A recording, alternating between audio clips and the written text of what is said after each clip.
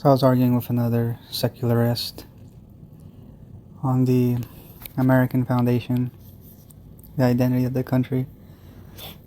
I was going on, arguing with someone else, and I was mentioning how America is a secular federal republic, and I replied with, "It's not a secular federal republic. It is founded upon the Hebrews' federal republic, with its covenant, as in the books of Moses."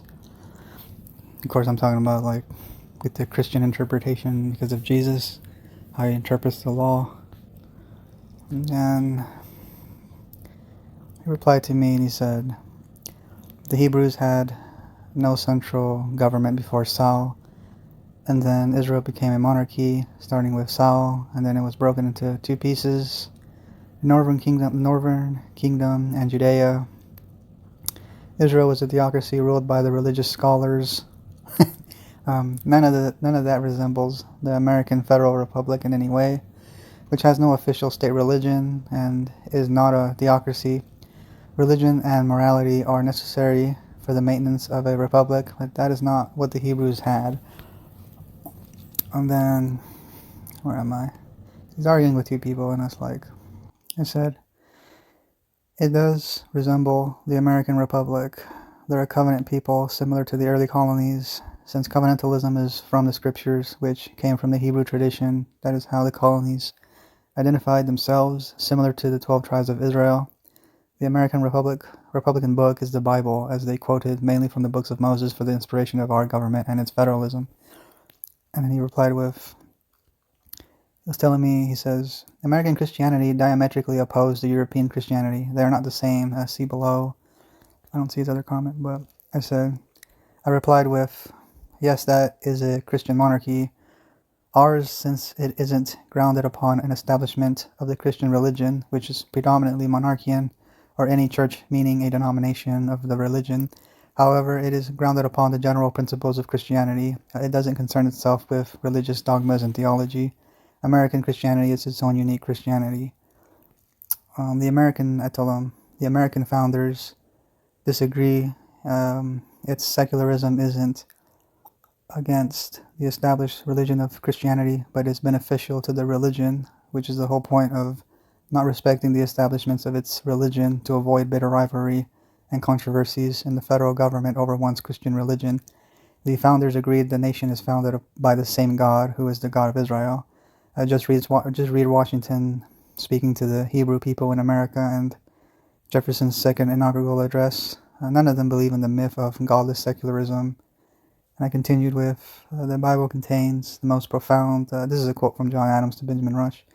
So the Bible contains the most profound philosophy, the most perfect morality, the most refined policy that ever was conceived upon the earth. It is the most Republican book in the world, and therefore I will still revere it. From John Adams to Benjamin Rush, February 2nd, 1807. And then I said, the Hebrews have done more to civilize, this is another quote from John Adams, sorry. It says, the Hebrews have done more to civilize men than any other nation. If I were an atheist and believed blind eternal fate, I should still believe that fate had ordained the Jews to be the most essential instrument for civilizing the nations. John Adams. And then he replied with, the American government is not based on Christianity. The people are to be religious and moral in order to keep the republic. It's a big difference. Objectively speaking, there are a few intersections between the ancient Greek, Roman, Gothic, and contemporary British systems on that one hand, and the American system on the other hand, but there are also many unabridgeable differences. Does America have a hereditary monarch like Britain, an unelected House of Lords, or hold hereditary seats and are appointed by the monarch? An official state church whose bishops serve as unelected legislators, a unitary state, a union of the judicial and legislative branches of government as existed in Britain until as late as 2009, a treason felony act, a warrior caste that controls society as in ancient Sparta, a pure democracy as in ancient Athens, an office of the dictators as in the Roman Republic. No, on all accounts. The founders studied history and saw the mistakes made by every prior and contemporary form of government, and they created a new system that was based on those lessons of history. So read Federalist Papers 9, 10, 17, 18, 19, and 20. Give me a link. And he continues, Therein they critique every form of government in the old world that they were aware of, and they reject almost all of it due to the imbecility of their systems. The petty republics of Greece and Italy, paper number 9, and the Lycian Confederacy, paper number 9, the feudal system, and Scotland, number 17, the Greek Amphictyonic Council and Achaean League, this is paper 18, Germany and Poland, Swiss cantons, 19, and the United Netherlands, 20, suffered variously from insufficient checks on power and the myriad of other fatal flaws. So rather than mirroring those various other forms of government, the founders studied them and their histories, and they criticized what they thought was bad or could lead to tyranny. Federal republicanism is the bedrock of the American system. No federal republicanism, no America. The founders did not get federal republicanism from the Greeks, Romans, and ancient Goths, or contemporary Brits, none of whom followed such a system. If I disagree, please provide proof. In America, the initial plans of union, including the Articles of Confederation, bore strong resemblance to the Iroquois Confederacy. As an example, under the Albany Plan of Union, 1754, the colonies would send 48 representatives to the Grand Council, which is similar to the 50 representatives of the Iroquois nations, who also conveyed in what was known as the Grand Council. The colonies united in a federal republican system that did not exist in Britain, Europe, ancient Rome, or ancient Greece, but which did exist among the Iroquois, which was widely respected by the Dutch, English, French, and Americans. It is a fact that the founders did not copy everything found in the Iroquois Constitution, but the basic structure of the early American Republic under the Articles of Confederation clearly owes much to the Iroquois system. As a further example, in addition to the ones provided above, under both systems there was no chief executive and no hierarchy offices, unlike the ancient Greece, Roman, and Germany, and unlike contemporary Britain. And so he gives me those quotes on, or that information on that confederacy. And I replied with, the nation is firmly established upon Christian covenantalism and its principles, as I've stated. No need to establish a Christian religion, since that's not possible. The main source of the American government, reality, and identity is the Bible. So you want me to provide you proof? I told him. And it says of the biblical roots of the American federal republicanism. I told him, okay, I can give you books you can read on your own, since you seem to have more of a secular interpretation of our country, which is the heart of your confusion. And I gave him books on, here, these books will help you. And I recommended him books on Proclaim Liberty Throughout the Land, the Hebrew Bible in the United States, a source book by Stuart W. Halpern. Another one from Iran Shalev, American Zion, the Old Testament as a political text from the Revolution to the Civil War. Eric Nelson, The Hebrew Republic, Jewish Sources and the Transformation of European Political Thought. And then Daniel Elazar, Covenant and Polity in Biblical Israel, Volume 1. Biblical Foundations and Jewish Expressions in Covenant Tradition and Politics, the Covenant Tradition and Politics. And he says, I am confused in any way. He responded to me and he says, I am not confused in any way. You're ignoring everything I'm presenting to you and not address or acknowledge it, so I see no reason spending my time talking to you or reading your religious books. They're not religious books. It says, many kings and despots throughout history have used the Bible to justify their rule over the people, including the British. They quoted 1 Peter chapter 2, among other things, quote, fear God and honor the king, end quote. American Christianity is not Judaism or Israelism, nor is it European Christianity. It is Christianity which has been given a Republican interpretation. The British even accused the Founding Fathers of being bad Christians for not paying taxes to their God-ordained Christian king. It says, you say that the monarchianism is not Christianity, but it is in Europe and remains to do to this day. I don't think I said that, but I responded with, honoring the king doesn't presuppose divine rights of kings. Just look at the martyrs of the saints put to death by the monarch way before Christian Byzantium. It says, I'm not ignoring you. I'm not ignoring. It's just your ideas are based off of a secular vision of America, which is a false one. It doesn't account for the hand of Providence himself and completely ignores Washington's and the Americans' experience with God.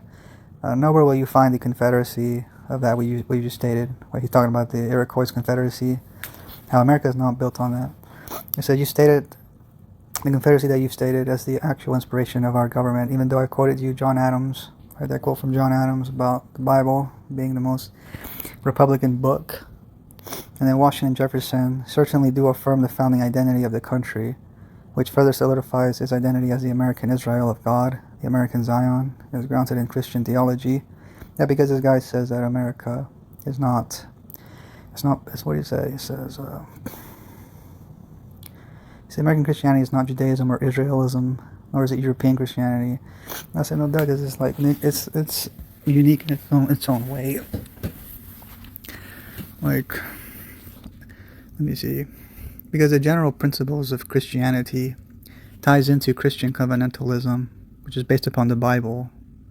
So a covenant people, like how Israel is a covenant nation, a covenant people, just like Christians are. Like when we say that America is the second Israel, it has to do with our covenant with Jesus, like the Christian covenants, and how it is not just based on, it's not really based or centered on anyone's institutional Christian faith. It's built upon the general principles of the Christian faith, not the institutions of the faith of Christianity. This is where the confusion, I think, comes from. Like, let me see. Like, let me just read from this part from the book, The Founders in the Bible by Carl J. Richard. That's what I'm talking about. Like, in here on page 140, right? It says here that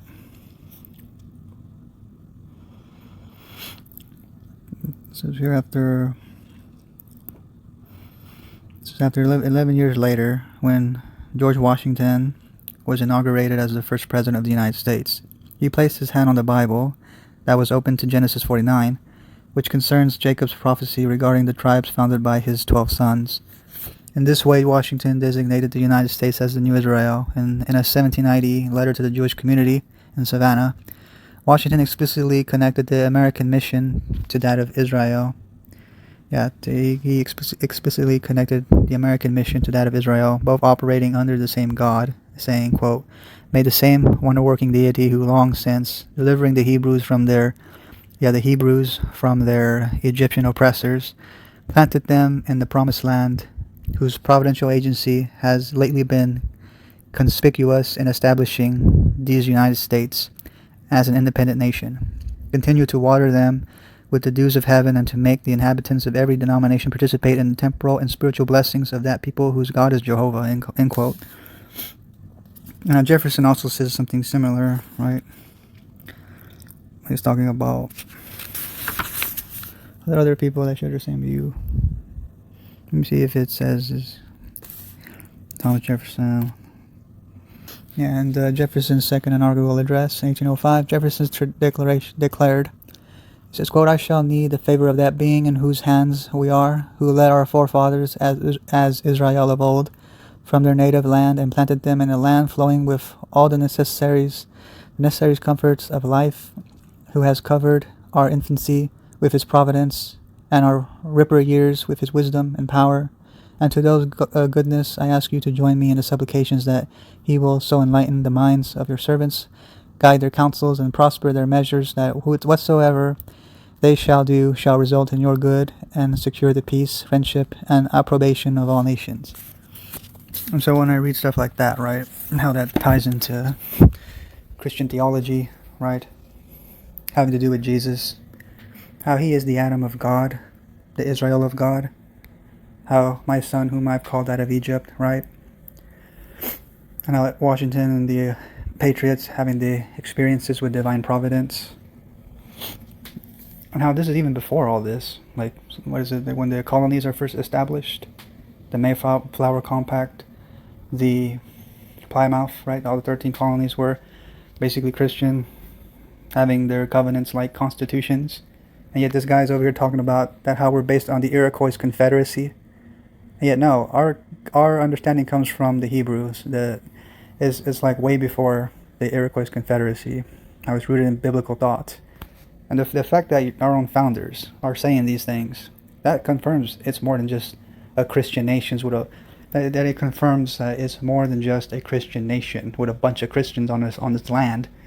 No, it confirms that it is indeed conceived in Christian covenant and biblical republicanism. That's what I'm saying. It's like the general principles of Christianity are tied to the Christian principles of covenant, of biblical covenantalism, which ties into national identity, because a covenant people, right? Christians are a covenant people. And so that ties into being the Israel of God, because Jesus is the fulfillment of those things. of Israel and Adam. And so he who is faithful Israel. So everyone who is in covenant with Jesus is faithful Israel. Not those who are disobedient, who want to follow, like Baal or something, or an old covenant that has been fulfilled in Jesus. It's like the church comes from the body of Jesus, his bride. And so that's what I'm saying.